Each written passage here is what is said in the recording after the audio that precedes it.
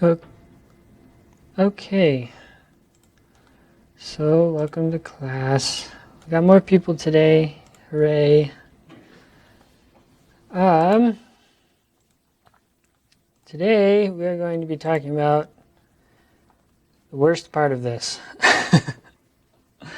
It didn't come all the way down. Okay, we'll make it go all the way down.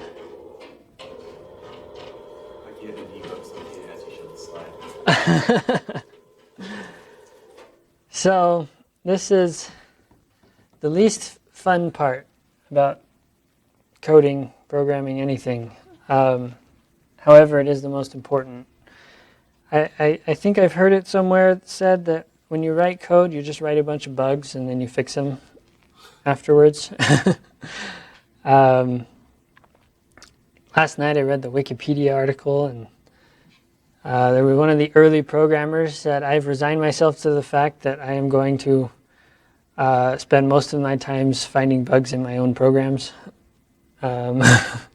It's just a part of life, and so it helps to know how to do it and what tools you have available to help you do it more efficiently and effectively. And it's a skill. You only get better at it by doing it. I wouldn't call myself the greatest, but I've noticed that as I've spent time doing this, I've gotten better at it. And part of that just comes from experience. I've seen a lot of bugs because I've written a lot of bugs.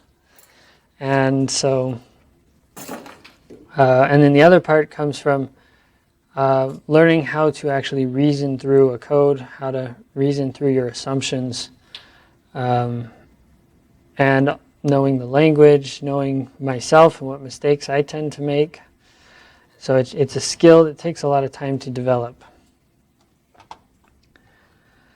So we'll go ahead and get started here. You'd think the default for this would not, that's a bug right there. That big thing is right in the middle of my title. Okay, that's a bug with PowerPoint. It should be not right in front of my title. So, this is Thomas Edison. It has been just so in all of my inventions. The first step is an intuition and comes with a burst, and then difficulties arise. This thing gives out, and it is then that bugs, as such little faults and difficulties are called, show themselves, and months of intense watching, study, and labor are requisite before commercial success or failure is certainly reached. So, it turns out the word bug has been used for a very, very long time, before coding was even a thing. This is the first computer bug, right there on that piece of paper. Okay, you'll see first actual case of bug being found. In 1946, a woman named Hopper joined the Harvard faculty, where she worked on the Mark II and Mark III. Operators traced an error in the Mark II to a moth trapped in a relay, coining the term bug. This bug was carefully removed and taped to the logbook. Stemming from this first bug, today we call errors or glitches in a program a bug. That was actually a question on Who Wants to Be a Millionaire. It was the $1 million question, and I knew the answer. The question was something like, where did the term computer bug come from? Or something like that. It was a $1 million question, and I knew the answer. I'd only just heard about this story a few months before, and I was really excited. Alrighty. So, types of bugs. There's 4 main types of bugs. We have compile bugs. These prevent your code from compiling. They're typically the easiest to spot and fix. We have the runtime bugs, and these are errors which cause the program to crash or perform badly. These are harder to spot and fix, although they are the most common. And then logic bugs are errors which cause the program to just not work the way it's supposed to. And these are very difficult to find because these are your fault. And then the fourth type is documentation or comment bugs. These are errors which lead to incorrect usage or understanding of a program or a code library. And these are often not your fault. And you can actually cause these yourself. If you write documentation for your program and 6 months later you've changed your program but not updated the documentation, and you come back and you're like, okay, what am I doing here? And you're reading your documentation, you've caused a bug from 6 months ago because you didn't update the documentation the way you should have. And that's really all I'm going to say about those right now. But we're going to go through the other three. Compile bugs. Generally, syntax errors, they're usually typos. So if you forget a semicolon somewhere, everyone's seen that. Rules for debugging these. Step 1, don't panic. I get a lot of questions from people because they're panicking. Step 2, ignore the technical details and then look for the general explanation. Whenever your compiler spits out pages and pages of errors, you have to read it. That's what's causing you to panic, is because it's got all this technical mumbo jumbo in there. But it always has general explanations, okay? And that's what you want to find. There's one sentence somewhere in there that defines what the error is. Always start with the first error and work your way down. Oftentimes the first error triggers a bunch of the other errors. So always start at the top, do the first one, and try it again. Once you find that general explanation, you can Google it. I promise you someone else has found the problem, has had that problem. And then try a different compiler to get better warnings. For example, CLang++ has really nice warnings, and I'm going to give you a demonstration of this.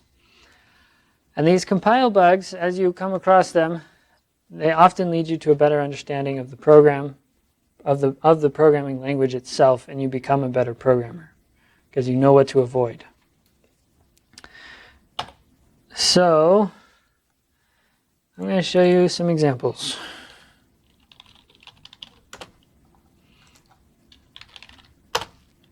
I have here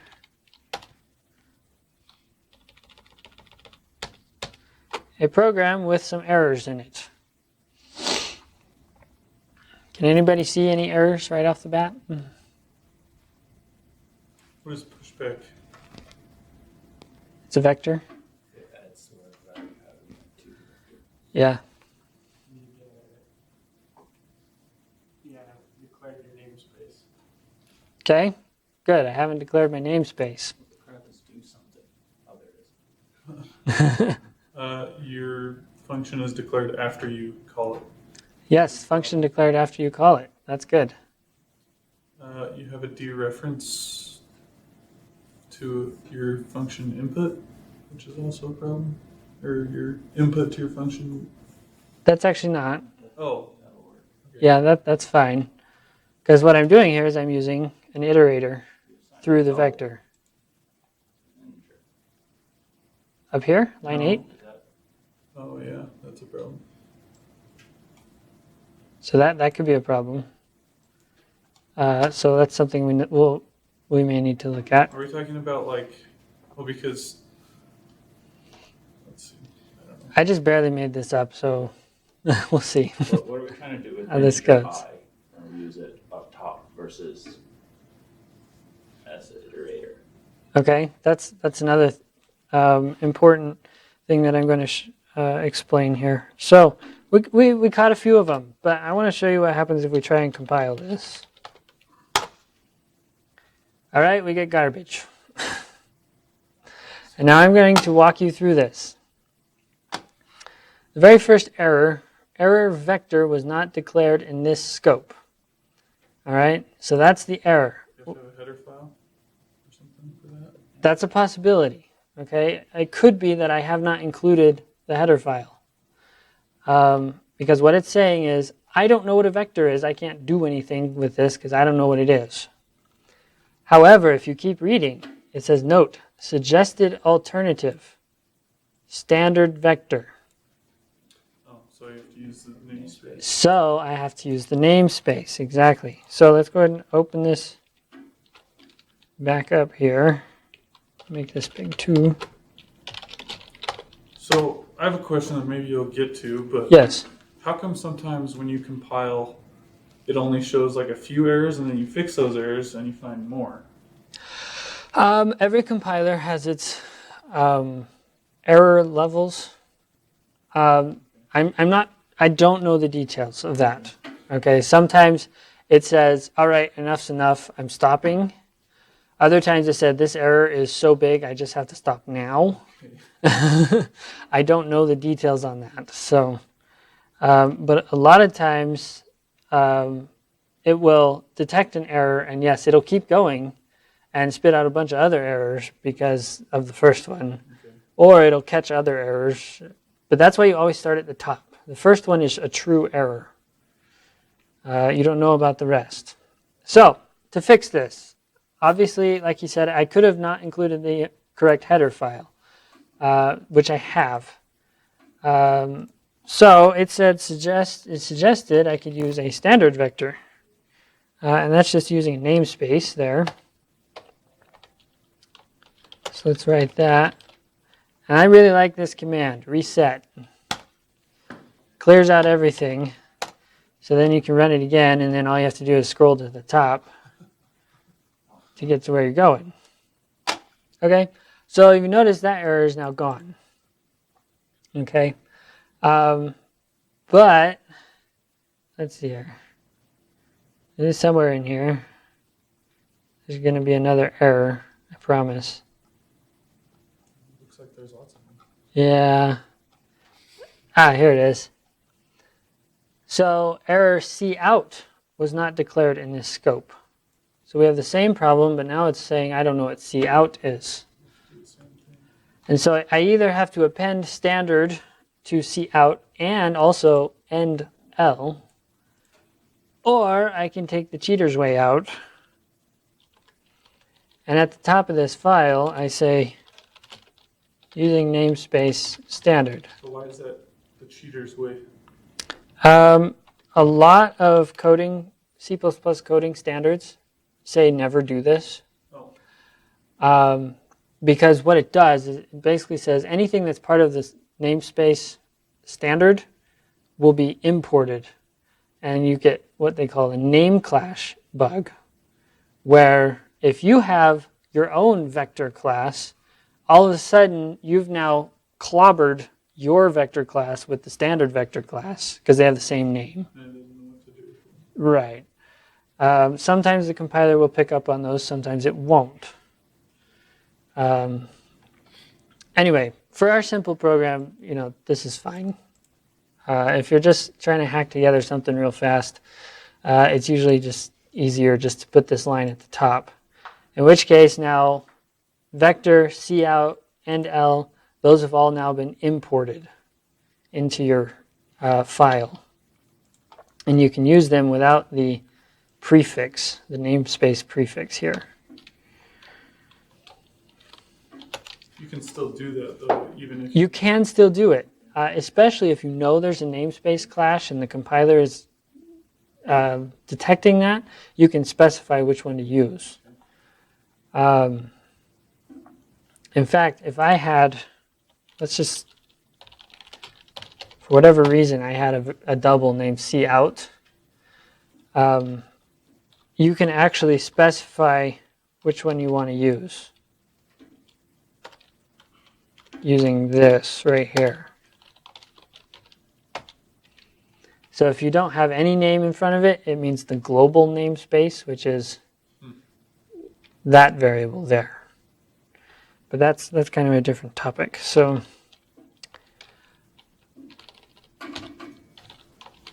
anyway, so let's get back to here. All right. Now, it's telling me it has an error at line 17.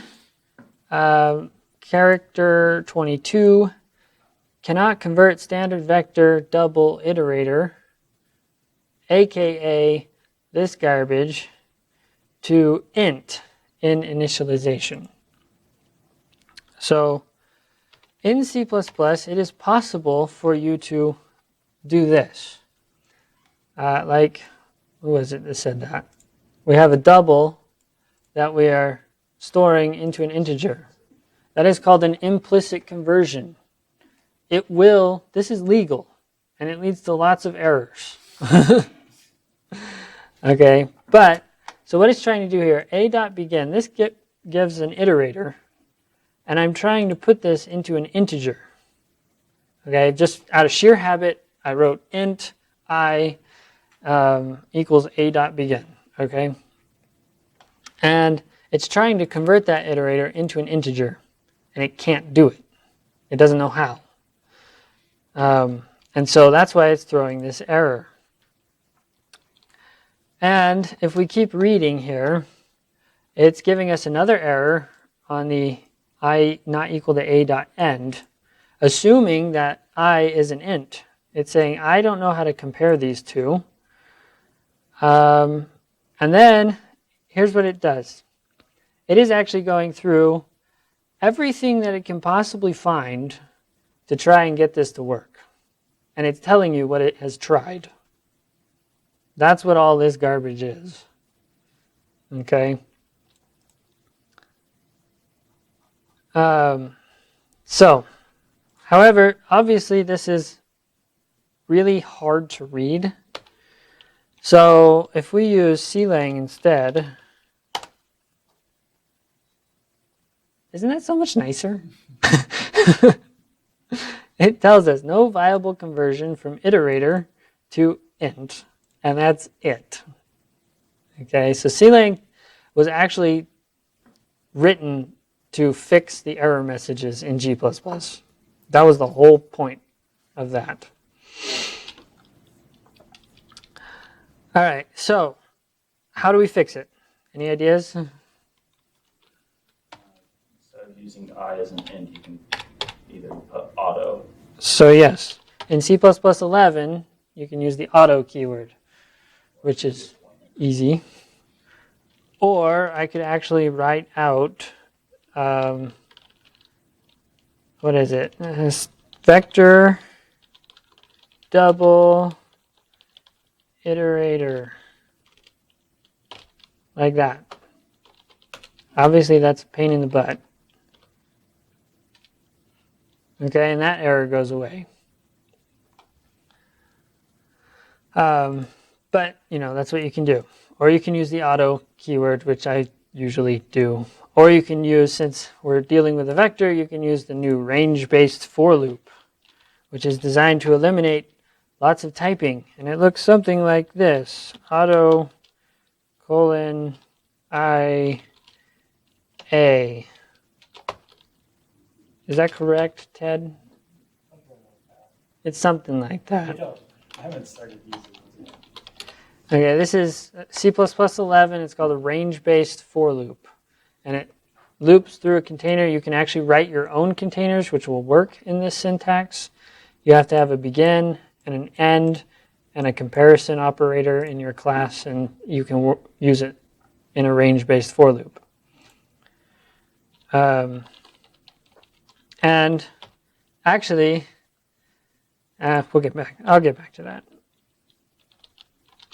Okay, so it works the way it is, so we'll just leave it. Now we have another error. Use of undeclared identifier do something. And like Robbie pointed out, the C++ compiler reads your file from top to bottom. And what it's saying is, I don't know what do something is. And so we actually have to put at the top of this a declaration, which looks like this. So now I'm telling it there will be a function. It is called do something. It returns a double. It takes a double. You don't need to know anything else about that, but there it is. And so once we do that, now it compiles.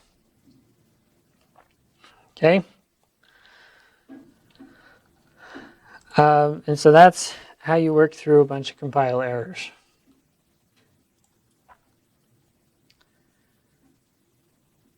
Alrighty, back to the PowerPoint presentation. Alright, so now we come to the runtime bugs. These are the hard ones. There's many different kinds. We have the nefarious, is that the nefarious, that's the word. I was thinking of Despicable Me, Dr. Nefario. the nefarious typos, which are actually valid code. Have you ever written this? Here? This if I is equal to 0. Well, what this does is it actually assigns 0 to I. And that operation returns a true value.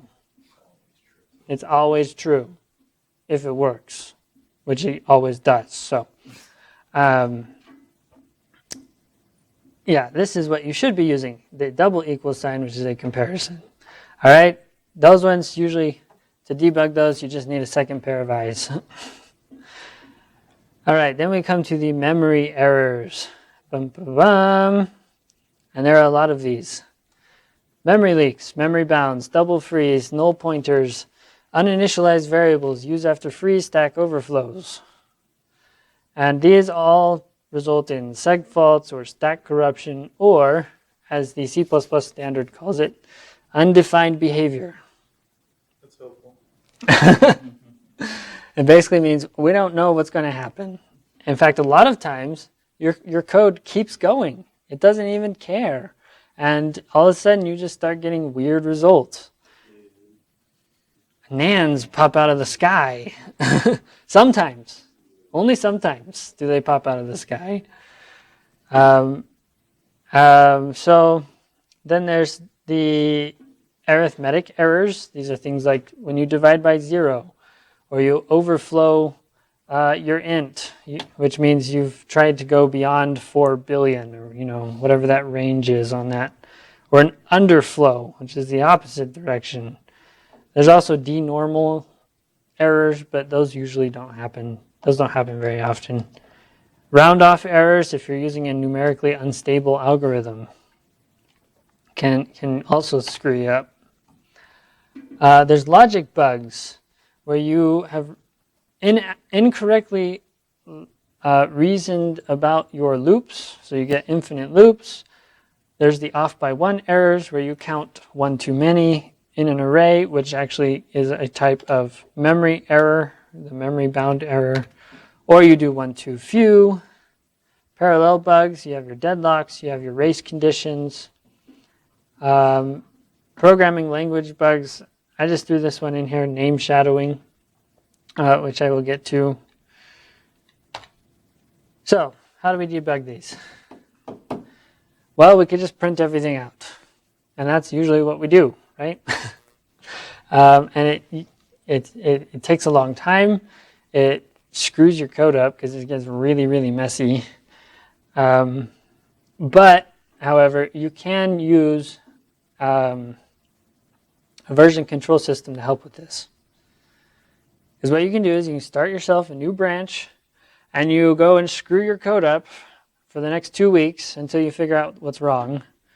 And then you can roll back to the clean version of your code and fix it cleanly and delete the past 2 weeks of history. Okay? So version control systems can help with that. But there are better tools. There is debuggers. Visual Studio has a debugger. Linux has its default debugger, which is called GDB. Stands for GNU Debugger. They are so good at naming things. Then there's Valgrind, which is used to find memory errors. But, of course, what we'd rather do is prevent these bugs from ever occurring. And so in C++, and I will be talking about these throughout the course of the class, the C++ community has developed a whole slew of features such as smart pointers and best practices like, resource acquisition is initialization and the rule of 5 and all these rules that you should follow in your programming to prevent these bugs from ever occurring. Iterators is to prevent overstepping your bounds. That's the whole reason they have that in there, is to prevent that one particular error. Other programming languages use various measures to catch these, or disallow them, or prevent them from happening. All right, and so then we come to the G++ warnings. These point out possible mistakes that are technically legal. Okay, so the big one is W-all. And I'm going to show you, here is the G++ or GNU warning page. Okay. These are all the possible warnings that you could ever want to supply to the compiler. And what it does is, if the compiler finds that in your code, it will print out a warning. It won't stop the compilation, but it will say, this could be a bad thing. So rather than having to specify all of these individually, there is the W-all. I don't see it's in here somewhere. There it is. Aha. W-all turns on these particular warnings. It's kind of a misleading name because it actually doesn't turn them all on. But generally what people recommend is you use W-all, and then you also use W-extra. Okay? And so those are going to be the most common warnings for the most common mistakes that could possibly lead to problems. So I highly recommend using those. Then there's this one, W-error. If you specify W-error, it will turn all warnings into errors and it will stop the compiling process. Otherwise, it won't. So, I mean, every compiler has these, and you should, whatever compiler you're using, you should be very familiar with these.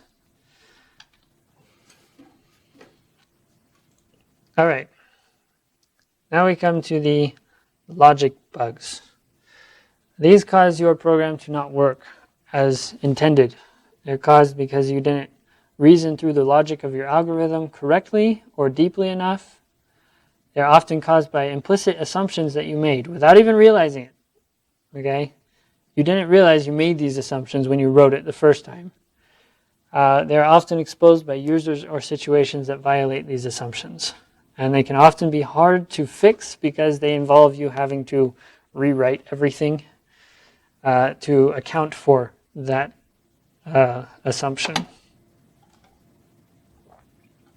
So, debugging these. This is how you're going to debug it. Use the scientific method. Okay? I've been thinking about this for a while and how I'm going to teach this because I've been wanting to teach it. And trying to analyze how I go about debugging, and this is really what I'm doing. You draw a hypothesis about what might be wrong. Because you understand the system, you understand how it's supposed to work, you understand what could break it, or at least you should. And so determine what assumptions you have made in devising the algorithm and writing the code. I also suggest explaining the program to someone else. Oftentimes you'll notice something in the process of explaining it, and oftentimes a second pair of eyes sees that typo that you've been glossing over for the past several weeks. Then, here comes the hard part. You have to devise an experiment to test your hypothesis. Oftentimes you have to write more code to test that and collect data. Sometimes this is easy, sometimes it's not, but you have to do it, and of course rinse and repeat. So that is how you debug a logic bug. It's just the scientific method. How do we prevent these? Write down everything before you ever touch your computer. Okay? That's rule number one. You write down the math. You make sure you understand the math. You write down the algorithm. You write down any assumptions that you're making, such as, I will never give a negative value to square root. Okay? That's an assumption that you're going to make. Draw pictures, draw flowcharts, draw how you're going to organize your code. Draw how your data is going to move through the code, who's going to do what with it, and especially who owns the data. If you understand who owns the data, you can prevent a lot of memory problems. So you say, this particular class is going to own this data. He's going to be in charge of allocating it. He's going to be in charge of deleting it. He's going to be in charge of looping through it because he knows what to do with it. And if other pieces of the program need that data, all they will do is use it and not delete it. Okay? They won't allocate it. They won't delete it. All that other fun stuff. Write down functions. Write down libraries that you're going to be using. Write down assumptions that these libraries and functions are making. And then write down also exceptional circumstances and how they're going to deal with them. Are they just going to stop everything and say, I can't do this, we're done, crash the program? Or are they going to say, ask the user, okay, this is not correct, what would you like to do instead? Or are they going to, whatever, are they just going to, this is probably the worst thing they could do is say, no, we can't do that, so let's do this instead, and not tell anyone we're doing this. That's generally a bad idea, so don't do that. Determine what data structures you're going to be using and why. And then write down everything as pseudocode. Okay, this is a painful process. It's slow. I mean, you can type it on the computer, that's fine. But it helps you think about how everything works in more detail and exposes any mistakes in your logic. That being said,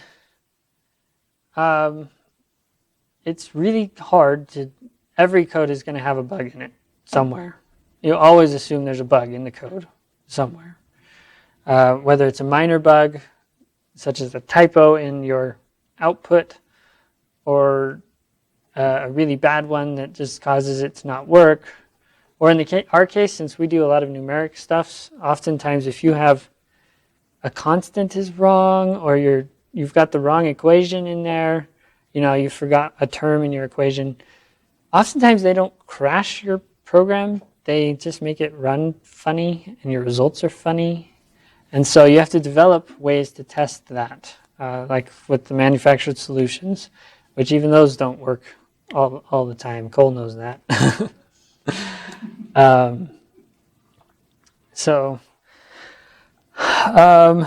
Anyway. Softball at it, and then it's, you can hit 100-mile-an-hour fastball. Exactly. Okay. So now I'm going to show you GDB. I've actually gotten lots of requests on how to use GDB. GDB is available on CHPC, so that is an option. I'm going to be going over parallel debugging a little later because it's actually really difficult. So, first off, the first step to using GDB is you have to compile with the -G flag.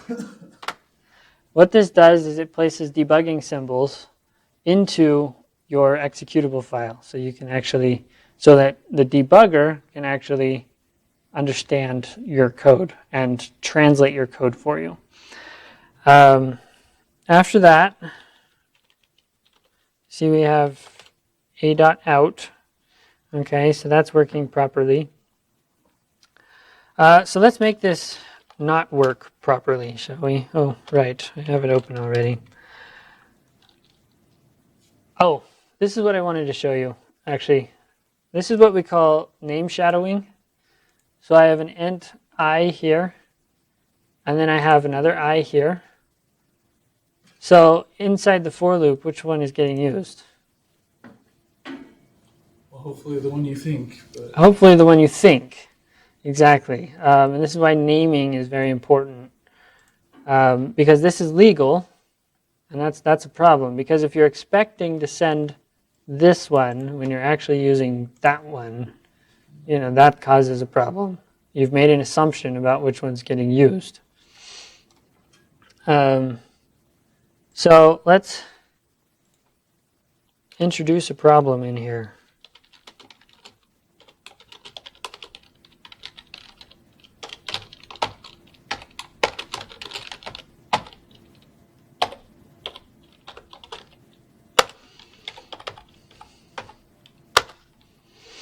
Okay, so that compiles. It's completely fine. Right, so now let's run it. Oh dear, we have a nan. So what's happened? That's what we have to figure out.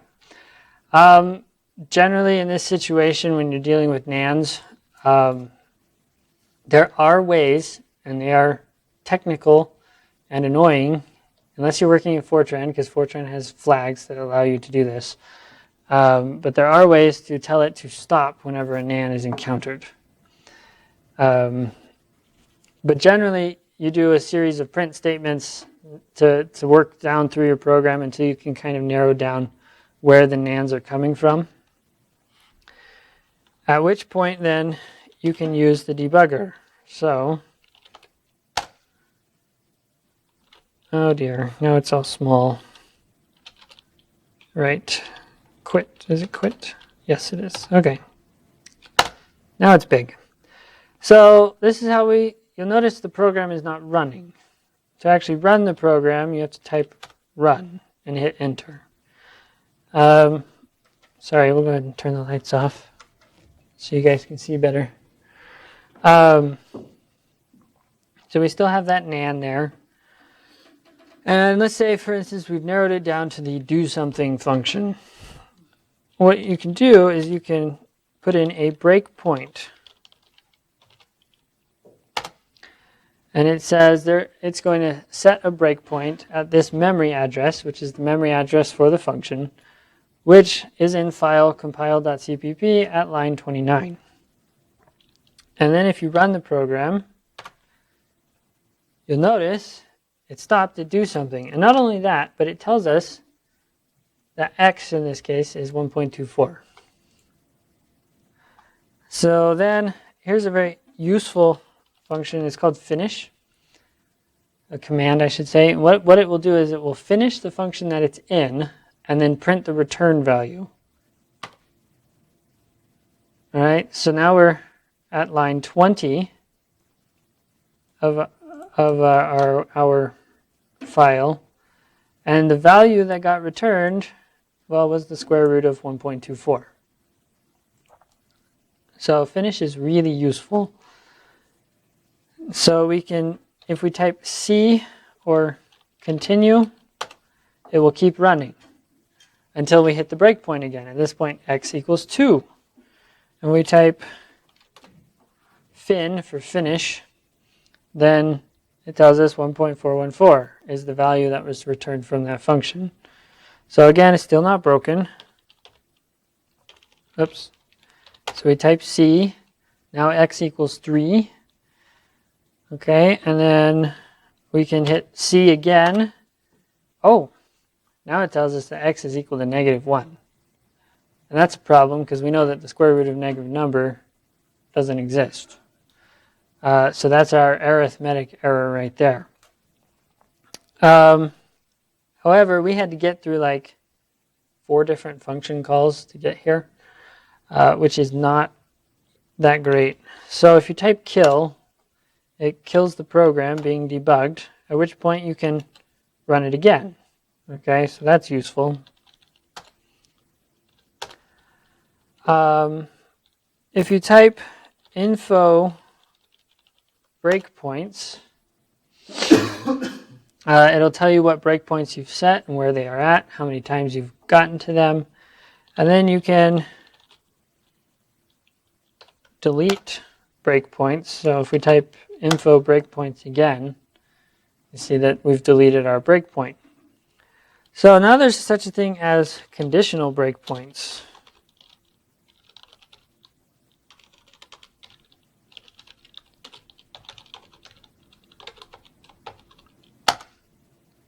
Oh, how do we do the conditional? I thought it was that easy, but apparently it's not.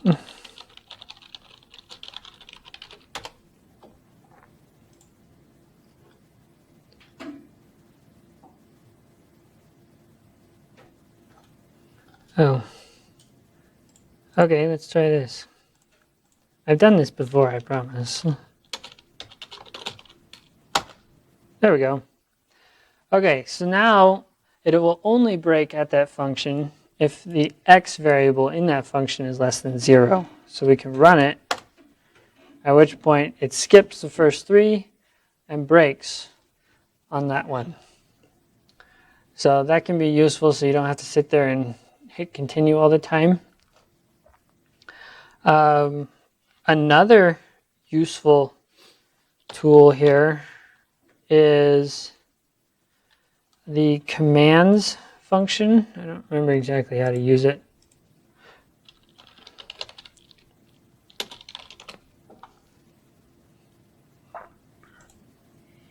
Well, that's not. I don't like this website. GDB breakpoint commands. There we go. Okay.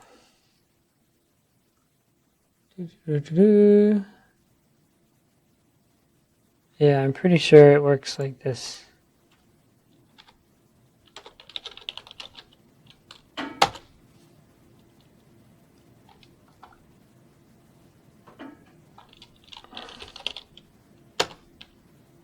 Nope, didn't work.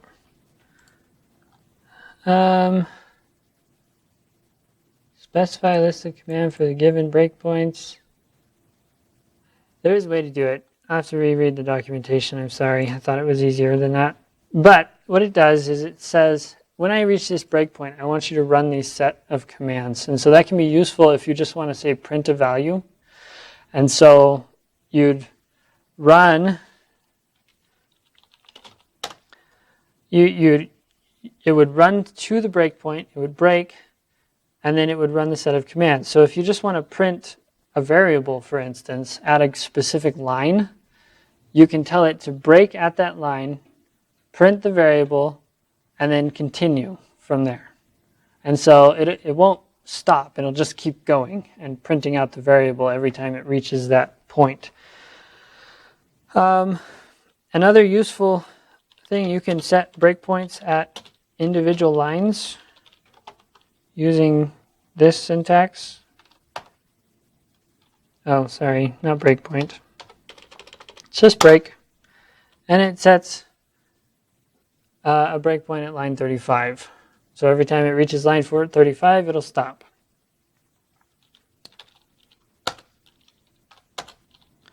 All right, so our breakpoints. We have a lot of breakpoints now. We have 3, 3.1, 3.2, and 2. So we're just going to delete 2 and 3. And we type IB, it tells us there's nothing. So if we look here, so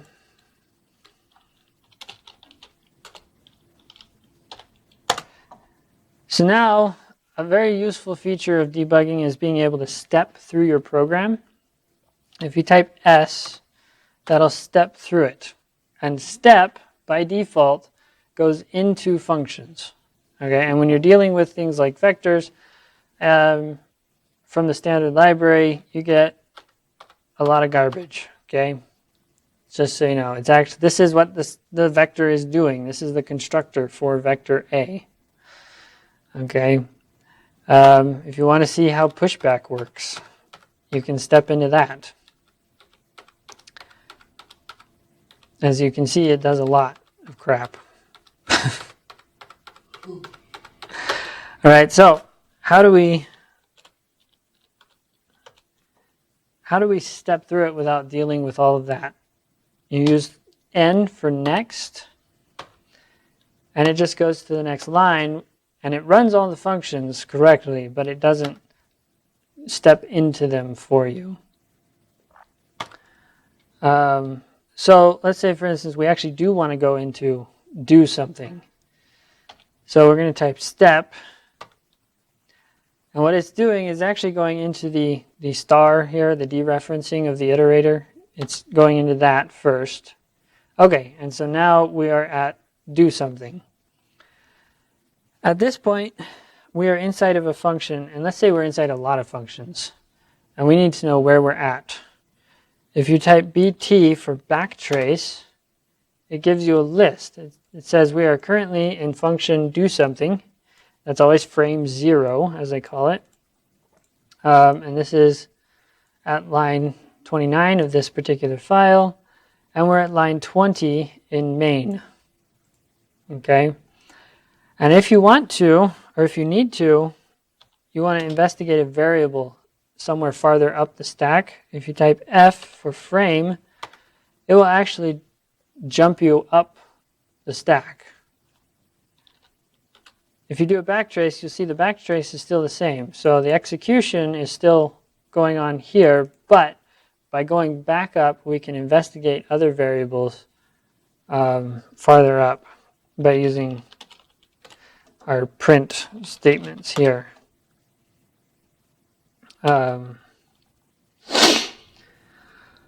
So anyway, those are kind of the basics of how to use GDB. GDB is extremely powerful. It has tons and tons of stuff.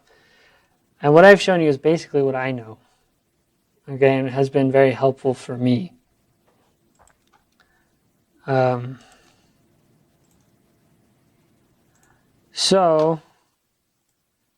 that's all contained kind of on these two slides here. Last thing I want to note is be creative. If you ever think, I wonder if I could do this, the answer is you probably can, because someone else has probably wondered the same thing and done something about it. And that's how you get better. You investigate the capabilities of these tools. The last tool I want to show you is Valgrind. And I don't think I have it on here, but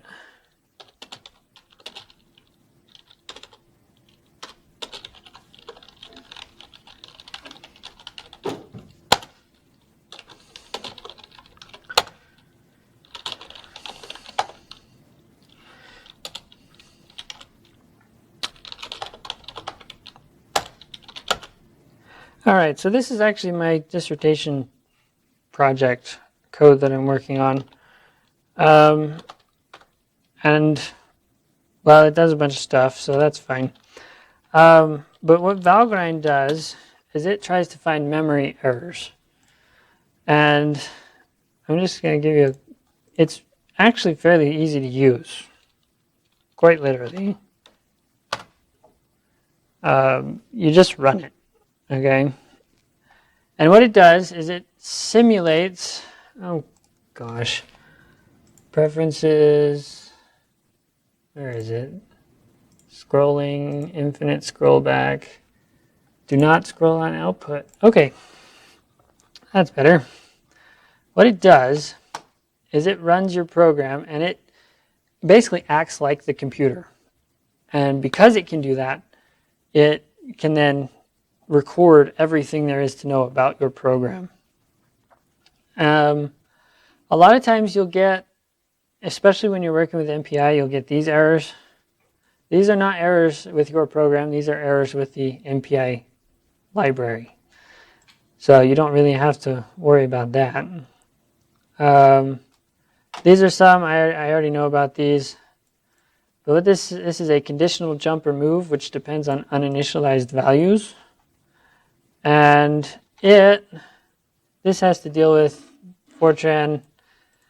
Basically what it's saying is that I have an uninitialized variable that I'm passing into a function.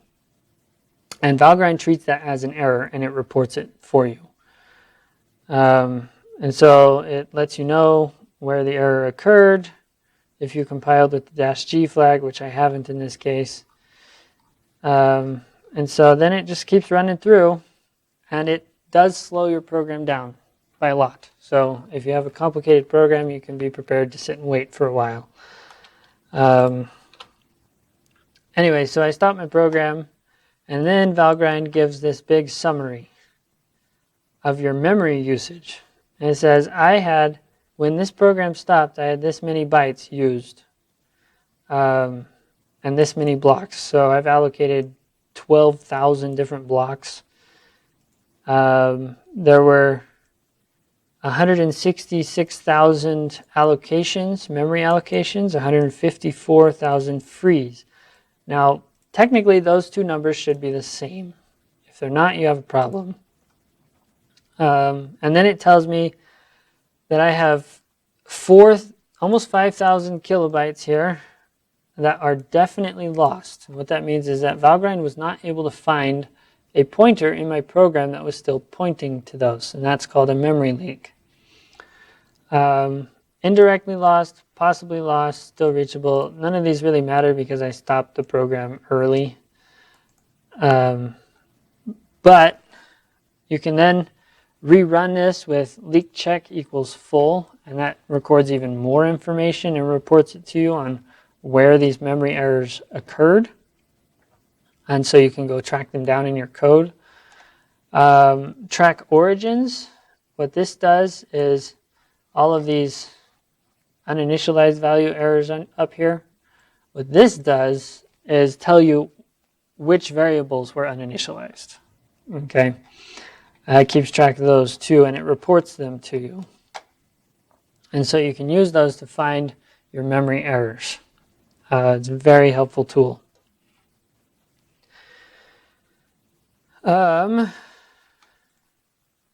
So that's all that stuff. Now I just want to show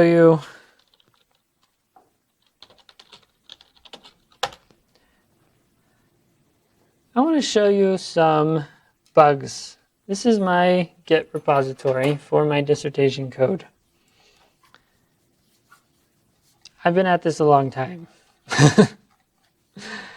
So this starts in September of last year and runs all the way to yesterday. But where was it? Back here I was rewriting everything from scratch. Not everything, but a large chunk of it from scratch. And so I did this.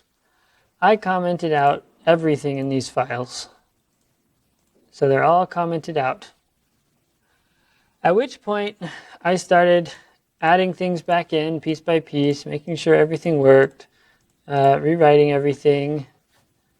However, then I merged everything back in. So here's my new version number, 1.4. And then from this point, version 1.4, all the way up to version 1.8, I could not figure out why my code wasn't working. And it turns out, version 1.7. It turned out that I had completely forgotten to uncomment an entire file. And so I spent a good month, at least, trying to figure out why it wasn't working, and I was going and debugging everything when the problem was actually in a completely different place than where I thought it was. Yeah. And it was a huge problem. It wasn't actually doing anything. And so that was just awful when I found that. And then here's where I am currently. And this is actually a logic bug refactoring that I'm doing here. That's what all this is, because we found an assumption that I had made. Ted and Yushi helped me find it, and we basically had to completely change the algorithm in order to account for that assumption. And so that's what we're working on right now, is getting that to work. fact, I wonder if you could look through here how many times I've used the word fixed bug in this. It's ridiculous. Fixed, fixed, almost fixed, fixed, fixed. But it's seg faults, so I'm getting seg faults there. No more seg faults, but the receivers are weird. Changed most everything. Linking errors. Compiles now, fixed, fixed. This coding is just a process of eliminating bugs until it sort of works the way you want it. Okay, I'm not amazing at this. I just do it a lot, okay? So there's my explanation for how you debug stuff. And yeah, you just gotta keep at it and don't get frustrated. If you have to, sometimes it's better to scratch everything, rewrite it. Sometimes it's better to go and run 6 laps around the engineering building. I do that a lot. Okay? And get your steam out and come back to it later. Oftentimes it's useful to take a break from it, go do something else for a day, a week, a month, until you can, and then come back to it with fresh eyes. It's just like writing a paper in that way. So that's my advice for debugging. Anyway, hope everyone is doing good on their projects. Again, I'm available by email, and we'll see y'all later. A whole lecture on